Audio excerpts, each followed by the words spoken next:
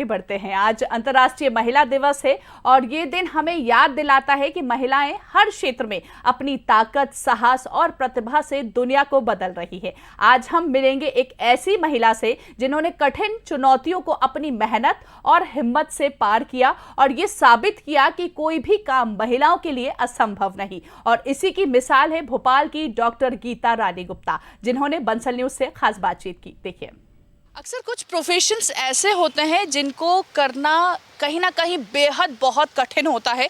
खासकर अगर हम बात करें पोस्टमार्टम जैसे सेंसिटिव और बड़ा चैलेंजिंग काम, उनको सिर्फ यूँ कह सकते हैं कि सिर्फ दूर से ही देखना अच्छा लगता है। आज हमारे बीच एक ऐसी लेडी है जिन्होंने लगभग 10,000 पोस्टमार्टम अब तक कर चुकी हैं और उनका नाम है डॉक्टर गीता रानी गुप्ता। आज हम उन्हीं से मिलवाते हैं और उनसे जानते हैं कि कितना चैलेंजिंग रहा इस प्रोफेशन में, वो कैसे आई। बहुत बहुत स्वागत है मैम आपका बंसल न्यूज़ में। बहुत बहुत धन्यवाद आपको। जी, अभी जानना चाहेंगे आपसे कि आप आखिर इस प्रोफेशन में कैसे आई, जानना चाहेंगे आपके बारे में। हाँ, बताइए। मैं अपनी स्वेच्छा से आई हूँ और आने के पूर्व मैंने इस मेडिको लीगल संस्थान मध्य प्रदेश भोपाल के भूतपूर्व फाउंडर संचालक प्रोफेसर हीरेश चंद्रा साहब से मैंने पूछा, सर मैं इस सब्जेक्ट में आना चाहती हूँ और आज ही आप यस या नो बोलें, तो उन्होंने बोला कि ठीक है आप आ जाइए। तब से फिर मैं इस सब्जेक्ट में आई हूँ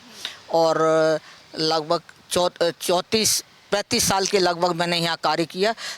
लगभग 14 माह एज ए डिप्लोमा स्टूडेंट और लगभग 34 साल में 17 दिन कम एज ए डॉक्टर, पहले मेडिकल ऑफिसर, मेडिकल, फिर प्रमोशन के बाद junior forensic specialist medical, then senior forensic specialist medical के रूप में कार्य किया और मैं दिनांक 31/10/2023 को सीनियर फॉरेंसिक विशेषज्ञ मेडिकल के पद से सेवानिवृत्त हुई हूँ।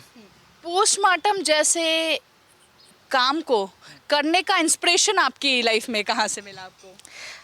इंस्पिरेशन तो क्या है कि एक रुचि थी, लगा कि नहीं सब्जेक्ट में चले जाना चाहिए तो आ गए हम। बाकी हम अपनी स्वेच्छा से आए कि आप कुछ।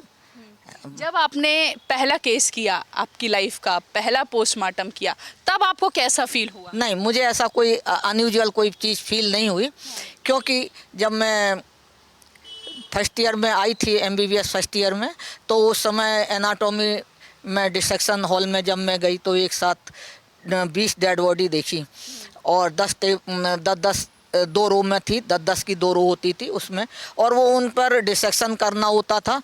जितना पढ़ाते थे उतना ही डिसेक्शन करवाते थे और ये जो है लगभग 1 साल तक उन डेड बॉडीज़ को मैं देखती थी, तो देखा और उसके बाद सेम डेड बॉडीज़ को 1 साल तक, फिर अब सेकेंड ईयर में आए तो नई डेड बॉडी फिर इशू हुई, तो ऐसी 20 करके, तो ऐसे करके अब मैंने कोई जब पहला पोस्टमार्टम किया तो मुझे कोई अनयूजुअल कुछ ऐसा नहीं लगा। अब तक के बात करें तो लगभग 10,000 पोस्टमार्टम आप कर चुके हैं, तो उसमें सबसे बड़ा चैलेंज आपको कहाँ नजर आया? नज़र तो क्या है कि काम करने में तो मुझे कभी चैलेंज नज़र नहीं आए। सो अभी तक की बात करें तो इतने सारे केसेस आपकी लाइफ में आए, कभी ऐसा हुआ कि इमोशनल अटैचमेंट हुआ हो आपको कि ये वाली बॉडी इसको देखा आपने कि नहीं हो रहा है, या एकदम आप यूँ कह सकते हैं इमोशनल अटैच? नहीं, मैंने किसी से इमोशनल अटैचमेंट मेरा किसी से नहीं रहा।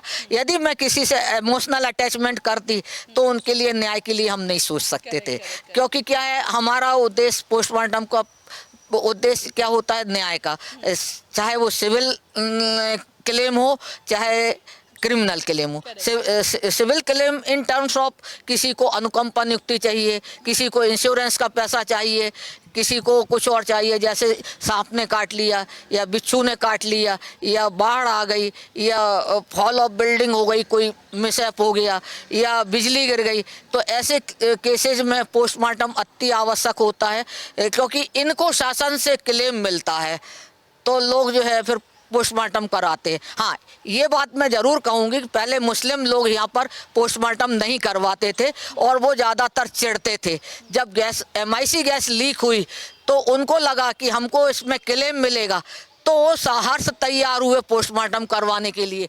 नहीं तो पहले पोस्टमार्टम करवाने में उनको बहुत कष्ट होता था और बहुत वो अपना शरिया कानून की तरह की बातें करते थे उस समय।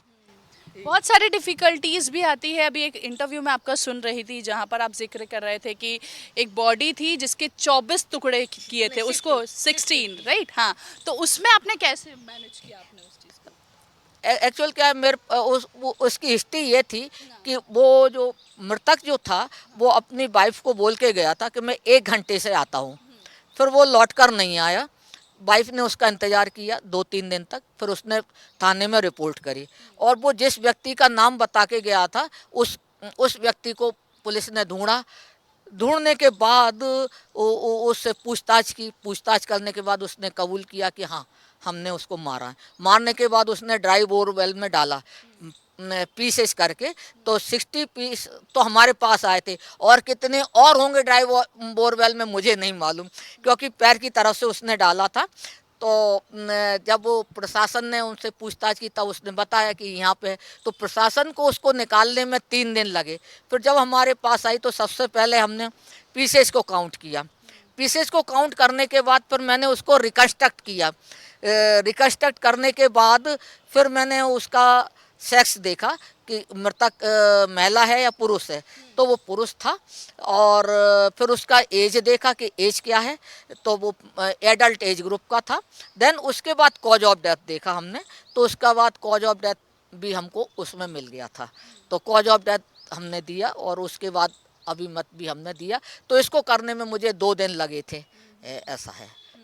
लेकिन जनरली अमूमन इतना टाइम लगता नहीं है, बट इस प्रकरण में लगे थे। फिर भी अप्रॉक्स कितना टाइम लगता है? इसकी समय सीमा नहीं है, कोई समय सीमा फिर भी अप्रॉक्स नहीं, कोई समय सीमा। कभी अच्छा ओके।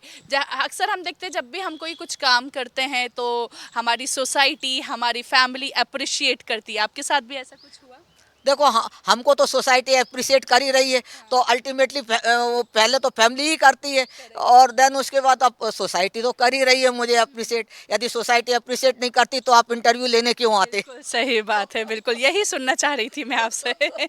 सो अभी अगर बात करें, क्योंकि महिला दिवस का मौका है और कहीं ना कहीं आप जैसा काम एक महिला को आत्मनिर्भर बनाता है, साहस देता है, मेहनत करने की दिशा देता है, यूँ कह सकते हैं, तो उन महिलाओं को क्या संदेश देना चाहिए? नहीं तो वो आज की तारीख में बहुत महिलाएं हैं इस सब्जेक्ट में काम कर रही हैं। वो अपनी दिशा निर्धारित खुद ही कर रही हैं, अपने हिसाब से वो काम कर ही रही हैं। तो उसमें तो मैं अब अधिक कुछ नहीं कह सकती। हाँ, मैं इतना अवश्य कह सकती हूँ, महिलाएं जहाँ पर भी हैं, जिस फील्ड में भी हैं, अपार्ट फ्रॉम डॉक्टर फील्ड के अतिरिक्त भी जो भी फील्ड में है, जिस फील्ड में है, अगर वो उनको साहस के साथ ही काम करना होगा और अपनी गाइडलाइंस अपने स्वयं ही बनाने होंगे, तब कहीं जाके कुछ होगा। लेकिन इसके लिए सबसे बड़ी बात है, 2 चीज़ें बहुत महत्वपूर्ण होती है, एक ईमानदारी और एक समानता का व्यवहार, 2 चीज़ें। और तीसरा ये है कि आपको लगन और कठिन परिश्रम करना पड़ेगा और पूरी मेहनत करनी पड़ेगी। उसमें कहीं भी आपको लकुना नहीं छोड़ना, कोई शॉर्टकट नहीं करना है।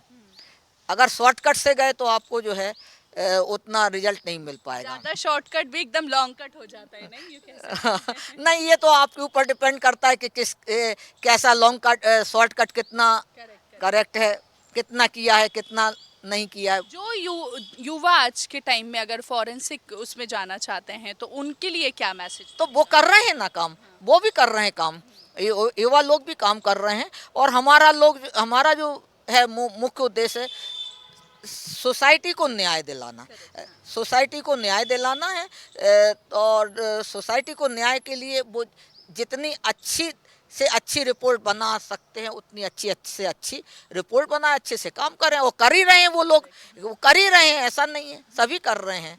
बहुत बहुत शुक्रिया डॉक्टर रानी गुप्ता जी, आपने हमसे बातचीत की तो देखा आपने किस तरह लड़कियों का हौसला, आज का युवा का हौसला कहीं ना कहीं बुलंद हो रहा है और हर क्षेत्र में यूँ कह सकते हैं महिला जो है वो पीछे नहीं है। अभी आपने सुना कि किस तरह से साहस, मेहनत से अपने जीवन को डॉक्टर रानी गुप्ता ने सुंदर बनाया और एक अच्छा काम करते हुए कहीं ना कहीं समाज में एक नई पहचान बनाई। फिलहाल आप सभी को महिला दिवस की ढेर सारी शुभकामनाएं। कैमरा पर्सन डिम्पल के साथ जर्नलिस्ट काजल दुबे।